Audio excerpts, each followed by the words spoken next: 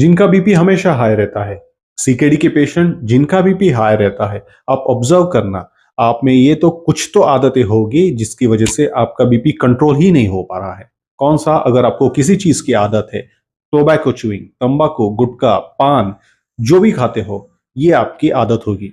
ये आदत नहीं होगी तो आपको जंक फूड खाने की पास्ट हिस्ट्री होगी या फिर बाहर खाने की पास्ट हिस्ट्री होगी।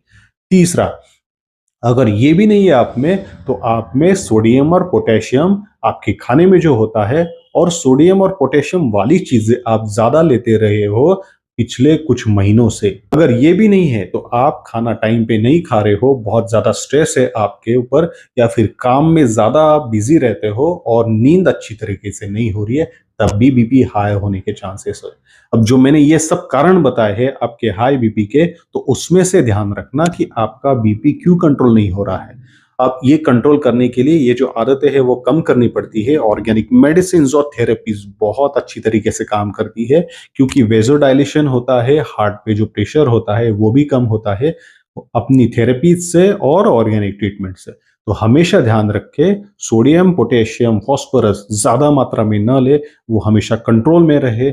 बाहर का खाना अवॉइड करें, क्योंकि उसमें ज्यादा नमक और केमिकल्स होते हैं, प्रिजर्वेटिव्स होते हैं, जिससे कि वो खाना टेस्टी लगे।